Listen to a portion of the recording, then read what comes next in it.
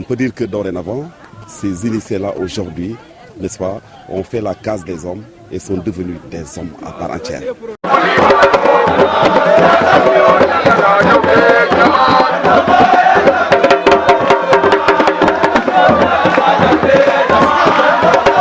lël bu mag séeréer yi di ko wooye nduuta mu nekk cérémonie bi nga xamante ne séeréer bi dafay tàggat doomam rawatina bu góor ci ni nga xamante ne noonu la war a comporté woo ci àddunaam.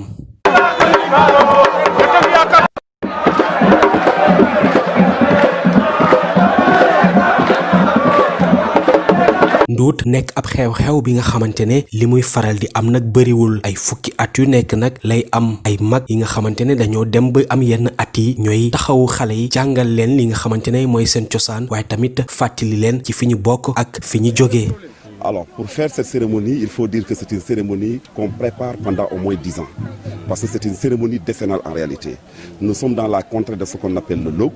Et dans cette contrée-là, donc chaque 10 ans, il y a un village qui organise cette grande cérémonie traditionnelle de circoncision, où l'ensemble des initiés, des garçons en âge d'initiation, donc sont, comment dirais-je, emmenés en brousse, avec donc les sages du village, les hommes en tout cas, pour véritablement donc apprendre les rudiments de la vie, comme on le dit.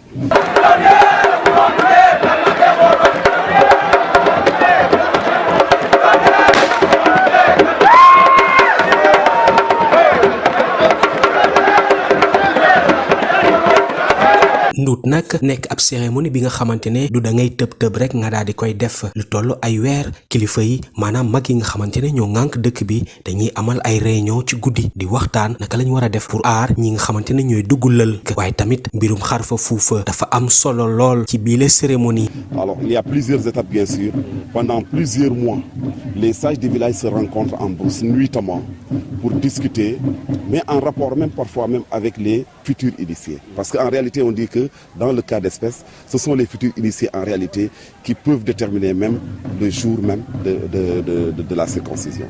Alors les sages du village se retirent nuitamment pour discuter des modalités parce qu'il s'agit d'une cérémonie particulièrement mystique. Vous voyez, nous sommes en pays sérère et on essaie de tout faire pour protéger en tout cas tous les initiés. On protège tous les gens qui viennent effectivement à cette cérémonie et il faut dire qu'ils viennent de partout.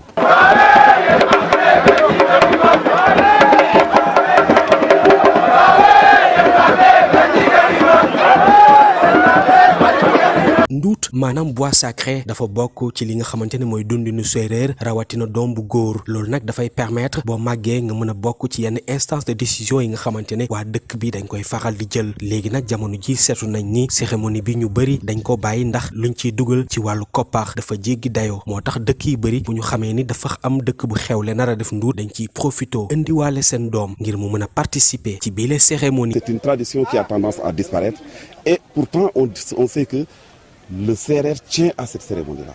C'est pourquoi maintenant les villages où ça ne se déroule plus, dès qu'ils entendent qu'il y a une initiation, alors tous les gens accourent vers ces villages-là.